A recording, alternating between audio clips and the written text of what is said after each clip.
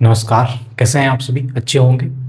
हम बात कर रहे हैं भारत की नदियों को लेकर और सिंधु नदी तंत्र जो है हमारा उसको हमने अच्छे से और कंप्लीट पढ़ा है।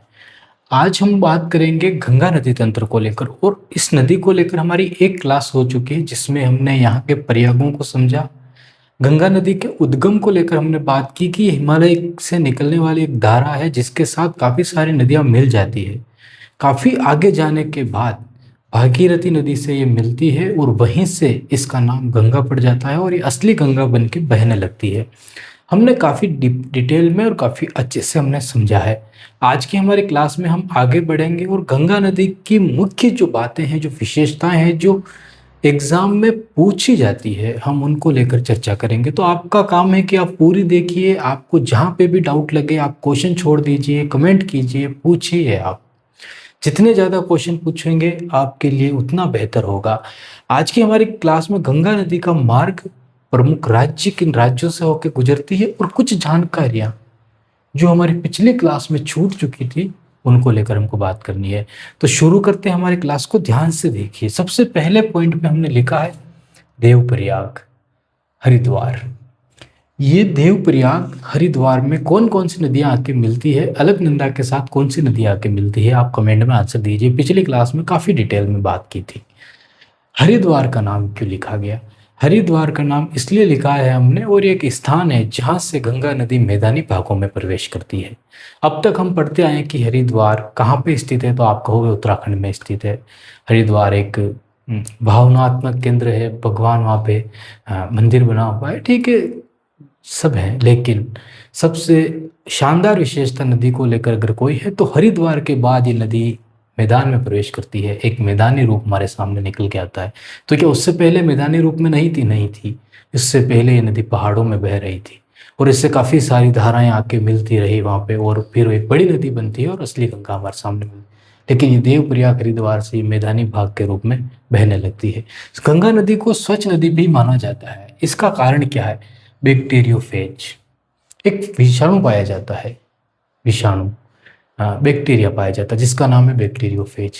ये गंगा नदी के अंदर जो गंदगी है उसको स्वच्छ करने का काम करता है, एक बैक्टीरिया को मार के खाने का काम करता है। उससे गंगा नदी की स्वच्छता बनी रहती है। जिस पॉइंट जो छूट गए थे हम उनको लेकर चर्चा कर रहे हैं। गंगा क्या एक पूर्ववर्ती नदी है? जैसे हमने सिंधु नदी की बात की कि हिमालय बनने के समय भी सिंधु नदी पहले से बह रही थी, तो हिमालय जिसे ऊपर उठता रहा वो नदी उस हिमालय को काट के बहती रही। तो हम कहते हैं कि हिमालय से पहले नदी थी, मतलब हिमालय की पूर्व में नदी थी, वो पूर्ववर्ती नदी कहते हैं। लेकिन क्या गंगा नदी को भी पूर्व नदी कह सकते हैं? तो हम हरिद्वार तक इस नदी को पूर्व नदी कह सकते हैं। क्यों? क्योंकि वहाँ पे ग्लेशियर से होकर निकल रही है नदी। तो ग्लेशियर से होकर निकलने वाली सारी नदियाँ पूर्ववर्ती नदियाँ ही होगी। तो हम कह सकते हैं कि गंगा नदी पूर्व नदी है, लेकिन ये बाद में आगे चल के ढलान के अनुरूप बहने लगती है तो फिर हम इसको पूर्ववर्ती नदी नहीं कहेंगे। लेकिन हरिद्वार तक ये नदी अपने आप में पूर्व नदी होगी। यहाँ पे डेफिनेशन भी हमारी कंप्लीट हो जाती है।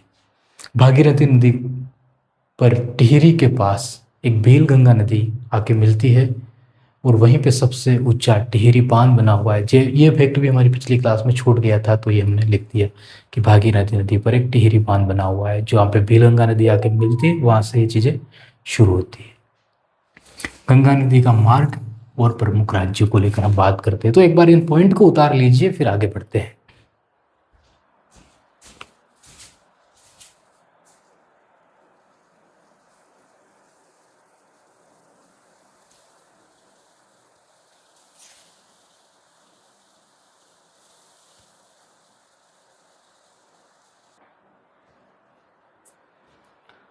उतार के फिर आगे चलते हैं। हमारा पॉइंट है गंगा नदी का मार्ग और प्रमुख राज्य। गंगा नदी किन राज्यों से होकर गुजरती है और गंगा नदी का जो मार्ग है वो कौन सा है? वही मार्ग है जो राज्य से होकर गुजरेगी तो वो मार्ग बनाती हुई चलेगी। लेकिन कभी कभी क्या होता है, क्वेश्चन में राज्य पूछ लिए जाते हैं कि गंगा नदी यूपी के बाद किस राज्य में प्रवेश करेगी, उसके बाद किस राज्य में प्रवेश करेगी, आरोही क्रम में जमा हो, अवरोही क्रम में जमा हो, सबसे ज़्यादा किस राज्य में, सबसे कम किस राज्य में, मिडल में कहाँ पे बहती है। ये छोटे क्वेश्चन है, बिल्कुल भारी क्वेश्चन जिनको मैप के द्वारा ही तय कर लिया जाता है, समझे जा सकते हैं। लेकिन इससे पहले इसको ध्यान से देखिए, ये चित्र आपको बनाना है, ध्यान से देखिए और इस चीज़ को समझिए। ये जो पूरा तंत्र है बिछा हुआ, ये नदी का तंत्र है और इसी को हम मैदानी भाग कहते हैं। यहाँ से काफ़ी सारी नदियाँ आके मिलेगी इस भाग में। इधर से यमुना आके मिलेगी, यमुनोत्री से निकलती है, राजस्थान की चंबल नदी यमुना में मिलेगी तो वो एक सहायक नदी है, तो वो पूरा गंगा नदी का तंत्र हो जाएगा। इस तरह ये गंगा नदी में जहाँ से भी पानी आके मिल रहा है ये पूरा गंगा का बेसिन बन जाएगा।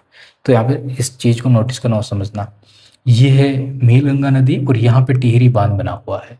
ठीक है, ऋषिकेश मैदानों में नहीं पहाड़ों में बसा हुआ एक स्थान है जो उत्तराखंड में है। हरिद्वार जहाँ से गंगा नदी के मैदानी भाग की शुरुआत होती है, बिजनौर यहाँ पे स्थित है।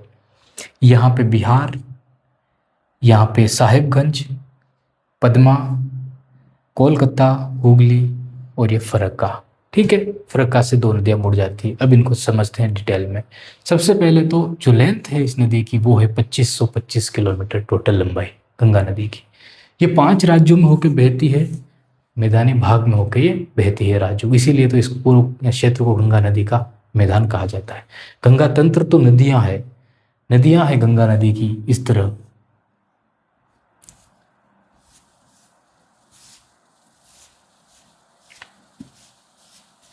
और ये जो है ये वृक्षाकार आकृति बनती है, ध्यान से देखने पर गंगा नदी की ये वृक्षाकार आकृति बनती है।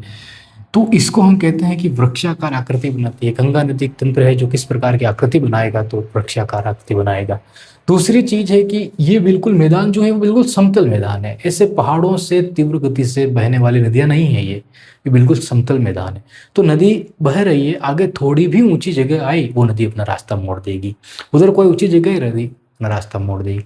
तो नदी बार बार अपना कर रास्ता मोड़ेगी, तो हम ये कह सकते हैं कि ये नदी एक डायरेक्शन में नहीं बहेगी, ये सर्पिलाकार आकृति में बहेगी। जैसे सांप चलता है वैसे ये नदी घूमती रहेगी, चलती रहेगी।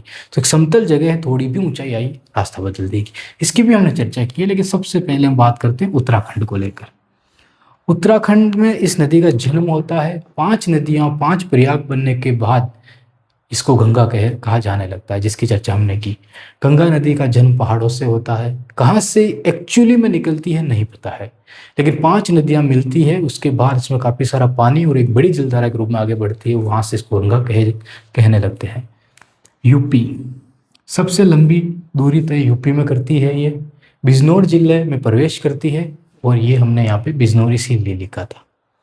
ठीक है, उसके बाद ये नदी बिहार में मध्य से होकर, बिहार में सबसे मध्य में बिहार में होकर गुजरती है। उसके बाद अगर बिहार से मध्य में होकर गुजर रही तो बिहार में आने वाली सारी नदियां किसकी सहायक नदियां होगी, गंगा नदी की सहायक नदियां होगी।